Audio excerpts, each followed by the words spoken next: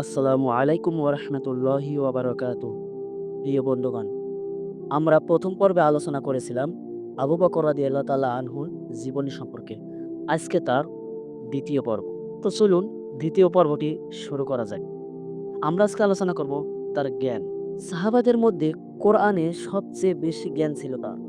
বিভিন্ন ঘটনায় আমরা এর প্রমাণ পাই, যার একটি হচ্ছে রাসূলুল্লাহ সাল্লাল্লাহু আলাইহি ওয়াসাল্লাম মৃত্যুর পর বিভিন্ন গোত্রের যাকাত দিতে অস্বীকার করার ঘটনা। সে সময় তিনি বলেছিলেন, আল্লাহর কসম, যে সালাত ও যাকাতের মধ্যে পার্থক্য করবে, আমি তার বিরুদ্ধে যুদ্ধ করব।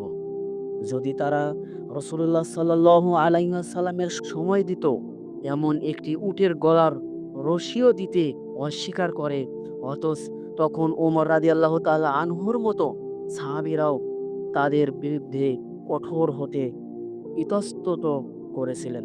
ইসলামকে তিনি সবচেয়ে ভালো বুঝেছিলেন। এ ঘটনা তারই প্রমাণ। মৃত্যুর পূর্বে রাসূলুল্লাহ সাল্লাল্লাহু আলাইহি ওয়াসাল্লাম বলেছিলেন, আল্লাহ তার এক বান্দাকে বেছে নেওয়ার ইখতিয়ার দিয়েছেন। দুনিয়া অথবা আল্লাহর কাছে যা আছে তাকেই বেছে নিয়েছে। এ কথা যে রাসূলুল্লাহ সাল্লাল্লাহু আলাইহি ওয়াসাল্লামের মৃত্যুর পূর্বাভাব, তা একমাত্র আবু বকরই বুঝতে পেরে কেঁদেছিলেন। রাসূলুল্লাহ সাল্লাল্লাহু আলাইহি ওয়াসাল্লাম আরও বলেছিলেন, আমি যদি কাউকে আল্লাহ ছাড়া বন্ধু হিসাবে গ্রহণ করতাম, তাহলে সে হতো আবু বকর। কিন্তু এছাড়া ইসলামে রয়েছে ভ্রাতৃত্ব ও প্রীতির বন্ধন। আবু বকরের দরজা ছাড়া মসজিদে প্রবেশের আর সকল দরজা বন্ধ করে দাও। তিনি স্বপ্নের ব্যাখ্যা দেওয়ার বিষয়ে দক্ষতা অর্জন করেছিলেন। তার খুতবা ছিল সারগর্ব, ভাষা শৈলী চমৎকার। মানুষকে কিভাবে তার বুদ্ধির স্তর অনুযায়ী আল্লাহর দিকে ডাকতে হবে সুন্দরভাবে, তার কাছে সে শিক্ষা আমরা পেতে পারি। হুদায়বিয়ার সন্ধির সময় সকল সাহাবা মন ক্ষুণ্ণ ছিলেন। আবু বকর ছাড়া আল্লাহ ও তার রসুলের প্রতি পরিপূর্ণ বিশ্বাস ও নির্ভরা থেকে যেটা এসেছে। পরবর্তীতে আল্লাহ তাআলা সূরা ফাতাহ জানিয়েছিলেন যে তা ছিল এক স্পষ্ট বিজয়, এবং সকলেই পরে তা বুঝতে পেরেছেন। মক্কা বিজয়ের পর নবম হিজরিতে প্রথম ইসলামী হজ পালনের সময় তাকে হজের আমির হিসাবে নিয়োগ দেওয়া হয়। নবীরা যেখানে মারা যান, সেখানেই তাদের কবর দেওয়া হয়, এ কথা আবু বকরই জানিয়েছেন। এবং এভাবে কোথায় নবী সাল্লাল্লাহু আলাইহি ওয়াসাল্লামের কবর হবে, সে বিতর্কের অবসান ঘটেছে। আর নবীরা যা রেখে যান মৃত্যুর পর, তা সদাকা, তা মিরাস হিসাবে বণ্টিত হয় না, এ কথাও আবু বকরের কাছ থেকে সবাই জেনেছে। যখন ফাতিমা রাদিয়াল্লাহু আনহা পিতার মৃত্যুর পর মিরাস দাবি করেছিলেন, প্রিয় বন্ধুগণ, আবু বকরের জীবনের কিছু বৈশিষ্ট্য যা তাকে অন্যদের চেয়ে আলাদাভাবে ছিনিয়ে দেয়। তো চলুন মিরাজ। তায়েফ থেকে ফেরার পর এক রাত্রে আল্লাহর হুকুমে জিবরাইল আলাইহিস সালামকে কাবা থেকে মসজিদুল আকসায় নিয়ে গেলেন বুরাক নামের এক বাহনে করে। সেখানে তিনি সকল নবীদের ইমাম হিসেবে ২ রাকাত সালাত আদায় করেন। তারপর তাকে নিয়ে যাওয়া হয় আসমানের উপরে। প্রতি আসমানে বিভিন্ন নবী রসুলের সাথে তার দেখা হয়। তারপর তাকে আল্লাহর কাছে নিয়ে যাওয়া হয়। সেখানে মুহাম্মদ সাল্লাল্লাহু আলাইহি সাল্লাম উম্মতদের উপর ৫ ওয়াক্ত সালাত ফরজ করে দেওয়া হয়। তাকে জান্নাত ও জাহান্নাম দেখানো হয়। এমন এক সময় এই ঘটনাটি ঘটে যখন রাসূলুল্লাহ সাল্লাল্লাহু আলাইহি সাল্লামের সবচেয়ে বড় পৃষ্ঠপোষক চাচা আবু তালেব মারা গিয়েছেন এবং তার স্ত্রী খাদিজা মারা গিয়েছেন। মক্কাবাসীর অত্যাচার চরমে পৌঁছেছে। তায়েববাসীর কাছেও তিনি কোনো রকম সাহায্য তো পানিই নাই, বরং রক্তাক্ত অপমানিত হয়েছেন। এটা আল্লাহর পক্ষ থেকে তার রসুলের জন্য মস্ত বড় এক অনুগ্রহ ছিল, যা তার রসুলের অন্তরকে প্রশান্ত ও শক্তিশালী করে তোলে। পরদিন সকালে ঘটনাটি শুনে অনেকেরই দ্বিধাদ্বন্দ্ব দেখা দিল। অনেক মুসলিমই অবিশ্বাস করে কাফের হয়ে গেল। লোকেরা আবু বকরকে জিজ্ঞাসা করল, তুমি কি শুনেছ তোমার বন্ধু কি বলছে? সে বলছে যে সে গতরাতে কাবা থেকে জেরুজালেমের আল আকসা মসজিদে গিয়েছে, সালাত আদায় করেছে, তারপর মক্কায় ফিরে এসেছে। আবু বকর বললেন, উনি যদি এ কথা বলে থাকেন তাহলে নিশ্চয়ই তা সত্য। আমি তো এর চেয়েও আশ্চর্য বিষয় বিশ্বাস করি যে তার উপর আল্লাহর কাছ থেকে ওহী আসে। তারপর তিনি রসুল্লাহ সাল্লাল্লাহু আলাইহি সাল্লামের কাছে গিয়ে ব্যাপারটি সম্পর্কে জিজ্ঞাসা করলেন। যখন তিনি জানতে পারলেন যে সত্যি রসুল্লাহ সাল্লাল্লাহু আলাইহি সাল্লামকে বাইতুল মুকাদ্দাস ও সেখান থেকে নিজেকে নিজের কাছে নিয়ে গিয়েছিলেন, আবু বকর বললেন, আপনি ঠিকই বলেছেন, আমি সাক্ষ্য দিচ্ছি আপনি নিঃসন্দেহে আল্লাহর রসুল।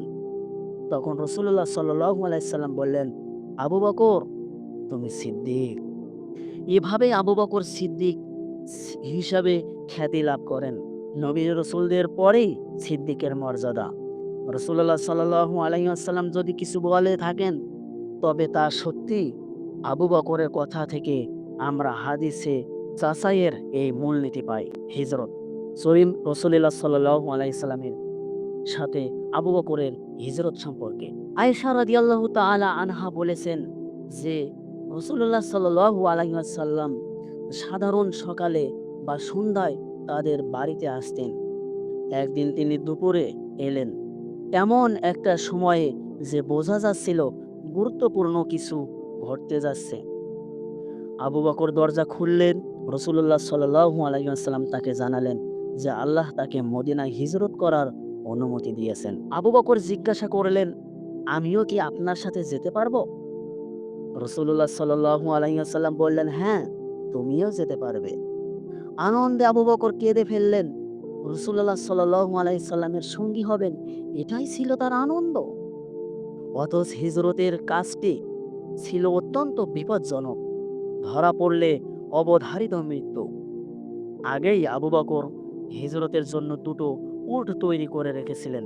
এ আগে রাসূলুল্লাহ সাল্লাল্লাহু আলাইহি সাল্লাম তাকে হিজরতের অনুমতি দেননি, অপেক্ষা করতে বলেছিলেন। সে রাতেই তারা বেরিয়ে পড়লেন মদিনার পথে। সাওয়ারপুর পর্বতের মক্কার অদূরে সাওয়ার পর্বতের গুহায় আশ্রয় নিলেন। সাথে ছিল আবু বকরের কন্যা আসমার বেঁধে দেওয়া কিছু খাবার। তিনি দিন রাত ওই গুহায় থাকলেন। রাতে আবু বকরের ছেলে খাবার নিয়ে সেখানে যেতেন ও মক্কার সব খবর দিতেন। আবু বকরের রাখাল ভেড়ার পাল চড়িয়ে রাত্রে ওই পথে ফিরত, পায়ের সব দাগ মুছে দিয়ে। কুরাইশরা এ কয়েকদিন চারিদিকে তাদের খুঁজেছে। এক সময় তারা গুহার খুব কাছে এসে পড়ল, এমনটি নিচের দিক তাকালেই তাদের দেখে ফেলত। আবু বকর চিন্তায় অস্থির হয়ে পড়লেন। আবু বকর চিন্তায় অস্থির হয়ে গেলেন। আবু বকর চিন্তায় অস্থির হয়ে বললেন, আমাদের কি বা করার আছে? আমরা মাত্র দুজন। রাসূলুল্লাহ সাল্লাল্লাহু আলাইহি সাল্লাম বললেন, না, তুমি ভুল বলেছ, আমরা তিনজন। আল্লাহ আমাদের সাথে আছেন। সত্যি তারা তাদের খুঁজে পেল না, ফিরে গেল। কোরআনে সূরা তওবার ৪০ নম্বর আয়াতে এই ঘটনার উল্লেখ রয়েছে, যেখানে আল্লাহ আবু বকরকে সাথী হিসাবে বর্ণনা করেছেন, বলেছেন যে তিনি হচ্ছেন দুজনের দ্বিতীয়। এরপর তারা একজন বিশ্বস্ত পথ প্রদর্শক নিয়ে যাত্রা করলেন মদিনার পথে। পথে কেউ রাসূলুল্লাহ সাল্লাল্লাহু আলাইহি সাল্লামের পরিচয় জিজ্ঞাসা করলে আবু বকর বলেছেন, ইনি আমার পথ প্রদর্শক। তার এ কথায় কোনো ভুল ছিল না, কারণ রাসূলুল্লাহ সাল্লাল্লাহু আলাইহি সাল্লাম আমাদের সকলের দুনিয়া ও আখিরাতের পথ প্রদর্শক। হিজরতের দিনগুলোতে আবু বকর ছিলেন রাসূলুল্লাহ সাল্লাল্লাহু আলাইহি ওয়াসাল্লামের ঘনিষ্ঠ সহচর্যে। আবু বকরের দিনের জ্ঞান ও বুঝ সকলের চেয়ে বেশি ও পূর্ণ হওয়ার কারণ এটাই। রাসূলুল্লাহ সাল্লাল্লাহু আলাইহি সাল্লামের জীবদ্দশায় সালাতের ইমামতি। মৃত্যুর পূর্বে চরম অসুস্থতার সময়ে রাসূলুল্লাহ সাল্লাল্লাহু আলাইহি ওয়াসাল্লাম যখন সালাতের ইমামতি করতে পারেননি, তখন তার নির্দেশে আবু বকর রাদিয়াল্লাহু তাআলা আনহু জামাতে সালাতের ইমামতি করেন। রাসূলুল্লাহ সাল্লাল্লাহু আলাইহি সাল্লামের মৃত্যুর পরের সময় রাসূলুল্লাহ সাল্লাল্লাহু আলাইহি ওয়াসাল্লাম মৃত্যুর সংবাদে সাহাবীগণ গভীর দুঃখ ও শোকে আচ্ছন্ন হয়ে পড়েন। ওসমান রাদিয়াল্লাহু তাআলা আনহু ঘরে ছিলেন। আলী রাদিয়াল্লাহু তাআলা আনহু জানাজার প্রস্তুতিতে ব্যস্ত ছিলেন। ওমর রাদিয়াল্লাহু তাআলা আনহু খোলা তলোয়ার নিয়ে ঘুরছিলেন। বলছিলেন, মুহাম্মদ সাল্লাল্লাহু আলাইহি সাল্লাম মারা যাননি। তিনি মুসা আলাইহিস সালামের মতো তার রবের কাছে গিয়েছেন এবং আবার ফিরে আসবেন। যারা তাকে মৃত বলবে, ফিরে এসে তিনি এদের সবাইকে হত্যা করবেন। ফিরে এসে তিনি তাদের সবাইকে হত্যা করবেন। কেউ কেউ মসজিদে বসে কাঁদছিলেন। মৃত্যুর খবর শুনে আবু বকর রাদিয়াল্লাহু তাআলা আনহু রাসূলুল্লাহ সাল্লাল্লাহু আলাইহি ওয়াসাল্লামের ঘরে এলেন। তার মুখের চাদর সরিয়ে কপালে চুমু দিলেন। বললেন, জীবনে এবং মৃত্যুতে আপনি অনুগ্রহপ্রাপ্ত। তারপর বাইরে এসে সব দেখে শুনে সমবেত লোকদের বললেন, যদি কেউ মুহাম্মাদের ইবাদত করে থাকো তবে জেনে রাখো মুহাম্মদ মারা গেছেন। আর যে লোক আল্লাহর ইবাদত করে সে যেন জেনে রাখো যে আল্লাহ চিরঞ্জীব, তিনি কখনো মৃত্যুবরণ করবেন না। তারপর তিনি সূরা আল ইমরানের ১৪৪ নম্বর আয়াত তেলাওয়াত করেন। যদি রাসূলুল্লাহ সাল্লাল্লাহু আলাইহি ওয়াসাল্লাম নিহত হয় বা মারা যায় তাহলে তোমরা কি উল্টা পায়ে ফিরে যাবে? সূরা আল বাকারা ১৪৪ নম্বর আয়াত। লোকেরা তার কথায় সম্মিত ফিরে পেল। উমর রাদিয়াল্লাহু তাআলা আনহু বলেছেন, আমি যখন আয়াতটি শুনলাম হাঁটু ভেঙে আমি মাটিতে বসে পড়লাম। আমি বুঝতে পারলাম রাসূল সাল্লাল্লাহু আলাইহি সাল্লাম সত্যিই মারা গেছেন। এভাবে রাসূলুল্লাহ সাল্লাল্লাহু আলাইহি সাল্লামের মৃত্যুর মতো বিরাট একটি ঘটনার যে সংকট দেখা দিয়েছিল, আবু বকরের দৃঢ়তায় তার পরিসমাপ্তি ঘটে। খেলাফত। রাসূলুল্লাহ সাল্লাল্লাহু আলাইহি ওয়াসাল্লাম মৃত্যুর পর তার দাফন শেষ হওয়ার আগেই পরবর্তী খলিফা নির্বাচন নিয়ে সমস্যা দেখা দিল। মদিনার আনসাররা সাকিফা বনু সাইদায় একত্রিত হন। সেখানে কিছু সংখ্যক মুহাজিরও ছিলেন। আনসাররা অভিমত দিলেন যে পরবর্তী খলিফা তাদের মধ্য থেকেই নির্বাচিত হোক। মুহাজিররা এর প্রতিবাদ জানালেন। দুপক্ষ থেকে দুজন খলিফা নির্বাচনের দাবিও কেউ কেউ জানালেন। এভাবে একটি গুরুতর পরিস্থিতির সৃষ্টি হলো। খবর পেয়ে আবু বকর, ওমর ও আরো কয়েকজন মুহাজির সেখানে গেলেন। আবু বকর একটি চমৎকার ভাষণ দিলেন। তার ধীরতা ও যুক্তি প্রমাণের কাছে সবাই নতি স্বীকার করল। ওমর রাদিয়াল্লাহু তাআলা আনহু খলিফা হিসেবে আবু বকরের নাম প্রস্তাব করলেন ও প্রথমেই তার হাতে বায়াত নিলেন। এর সকলেই বায়াত নিলেন। এভাবে ইসলামের প্রথম খলিফা নির্বাচিত হলেন আবু বকর। এরপর তিনি একটি সংক্ষিপ্ত ভাষণ দেন, যাতে একজন খলিফার দায়িত্ব এবং জনগণের দায়িত্ব অত্যন্ত স্পষ্টভাবে ফুটে উঠেছে। তো প্রিয় বন্ধুরা, সেই ভাষণ সম্পর্কে আমরা আলোচনা করি তিনি কি ভাষণ দিয়েছিলেন। হে লোক সকল, আমাকে তোমাদের উপর কর্তৃত্ব দেওয়া হয়েছে, কিন্তু আমি তোমাদের সর্বোত্তম নই।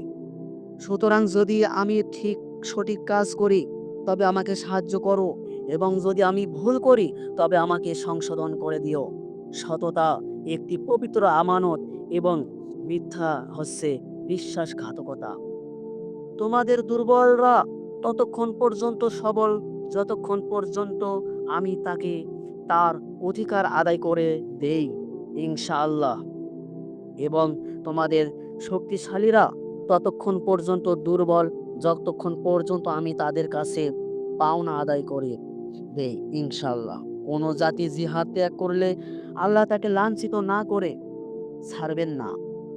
না কোনো জাতির মধ্যে অশ্লীলতা ছড়িয়ে পড়বে আর আল্লাহ তাকে পরীক্ষায় ফেলবেন না। আমাকে ততক্ষণ মেনে চলো যতক্ষণ আমি আল্লাহ ও তার রসুলকে মেনে চলি, এবং যদি আমি আল্লাহ ও তার রসুলকে মেনে না চলি তাহলে আমার প্রতি তোমাদের আনুগত্যের কোনো বাধ্যবাধকতা থাকবে না। সালাতের জন্য দাঁড়াও, আল্লাহ তোমাদের উপর রহম করুন। আনাস ইবনে মালিক বর্ণিত। আবু বকর খলিফা হওয়ার আগে মুসলিম উম্মাহর নেতৃত্বে ছিলেন রাসূল সাল্লাল্লাহু আলাইহি ওয়াসাল্লাম। একজন নবীর নেতৃত্ব ও মানুষের নেতৃত্বের মাঝে পার্থক্য আছে। নবীর প্রদর্শিত পথে একজন সাধারণ মানুষ কিভাবে নেতৃত্ব দিবে তা দেখিয়ে গেছেন আবু বকর। যে সব মূলনীতি তার ভাষণের মধ্যে থেকে বেরিয়ে আসে তা উম্মাহর জন্য অনুসরণীয়। আবু বকর স্পষ্টতই বুঝিয়ে দিলেন যে শরীয়তের উৎস কোরআন ও সুন্নাহ। আনুগত্য ততক্ষণ যতক্ষণ কেউ আল্লাহ ও তার রসুলের আনুগত্য করবে। রসুল্লাহ সাল্লাল্লাহু আলাইহি ওয়াসাল্লামের নেতৃত্ব ছিল প্রশ্নাতীত, কারণ আল্লাহ নিজে তাকে নির্দেশ দিয়েছেন ও সংশোধন করেছেন। মুসলিম নেতা জবাবদিহি করবে উম্মাহর কাছে। উম্মাহর দায়িত্ব ইমামকে সঠিক পথে চালানো। সুবিচার ও সমতা হবে ইসলামী রাষ্ট্রের ভিত্তি। নেতা ও উম্মাহর মাঝে সম্পর্ক হবে সততা ও বিশ্বস্ততা। যে জাতি আল্লাহর পথে জিহাদ করে না, আল্লাহ তাকে লাঞ্ছিত করবেন, এটাই আল্লাহর নিয়ম বা রীতি। যে জাতির মধ্যে প্রকাশ্যে অশ্লীলতা ছড়িয়ে পড়ে, তারা বিভিন্ন রোগে আক্রান্ত হয়, সে জাতি হয় দুর্বল। তো প্রিয় বন্ধুরা, আমরা দ্বিতীয় পর্ব আলোচনা করলাম আবু বকর রাদিয়াল্লাহু তাআলা আনহুর জীবনের কিছু ঘটনা। এরপরে আমরা তৃতীয় নম্বর, চতুর্থ নম্বর আলোচনা করব ইনশাআল্লাহ। আপনারা এই পর্যন্ত যারা ধৈর্য ধরে ভিডিওটি দেখলেন, তাদের জন্য অনেক শিক্ষণীয় ঘটনা আমি আশা করি আপনারা জানতে পারলেন। প্রিয় বন্ধুরা, যদি ভিডিওর মধ্যে কোনো ভুল ত্রুটি হয়ে থাকে, তাহলে অবশ্যই ভুলটি সংশোধন করে দেওয়ার জন্য কমেন্ট বক্সে জানাবেন। এবং এরকম আরও নিত্য নতুন হাদিস বিষয় জানতে আমাদের চ্যানেলটি সাবস্ক্রাইব করে পাশে থাকুন এবং ভিডিওতে লাইক করে দিন এবং ভিডিওটি বেশি বেশি করে শেয়ার করে দিন, যেন এ থেকে মানুষ উপকৃত হতে পারে। এ পর্যন্তই বিদায় নিচ্ছি। পরবর্তী তৃতীয় নম্বর ভিডিও নিয়ে আপনাদের সামনে উপস্থাপন করব ইনশাল্লাহ। আসসালামু আলাইকুম ওয়া রাহমাতুল্লাহি ওয়া বারাকাতুহু।